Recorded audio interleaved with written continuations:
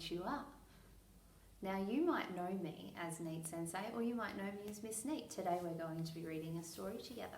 It's called The Best Loved Bear, and it's written by Diana Noonan and illustrated by Elizabeth Fuller, and this is one of my most favourite books of all time.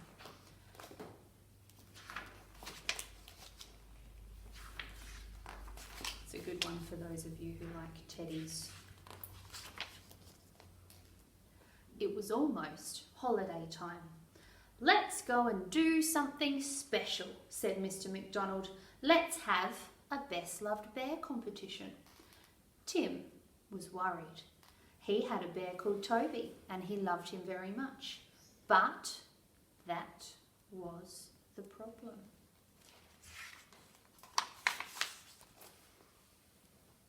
Tim loved Toby so much that he'd hugged off almost all of his fur.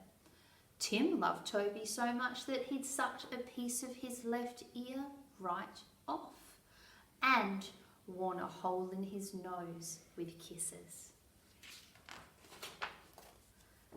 Tim loved Toby so much that he even shared his ice creams with him, and now Toby was all sticky. Toby could never win a bear competition, no matter how hard Tim tried to make him look new again, and he did try. He tried to brush the little bit of fur that was left on Toby. He tried to mend Toby's left ear with a bandage. He put sticking plaster on Toby's nose. And he washed off as much of the ice cream as he could. The next day, Tim carried Toby to school in a brown paper bag so that no one could see how tatty he looked. Poor Toby. "Put your bears on the table," said Mr. McDonald. "Mrs. Hall is going to be the judge. Hurry up, Tim. Where's your bear?" Tim took Toby out of the bag. Mrs. Hall, the principal, looked at number 1. "This is a smart bear," she said. "Someone has made this bear a new jacket. He must be loved."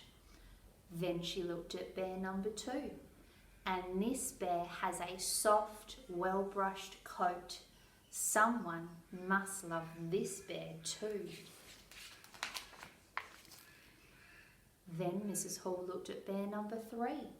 "Now this bear must be loved very much," she said. "Someone has been shining his nose and paws." Mrs. Hall spent a long time looking at all the bears.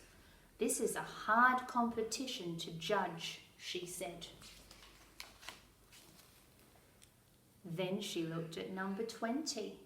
"My word," she said, "number 20 is an interesting bear." Tim went red. "Look at his left ear," said Mrs. Hall. "Someone has tried to mend it with a bandage, and his nose has sticking plaster on it. Perhaps it was worn out with kisses. This bear has had the fur hugged off him," she said, "and someone has been feeding him ice cream." "This bear has been hugged to bits," she said with a big smile. "I'm going to give the gold medal for the best loved bear to number 20. Tim couldn't stop grinning.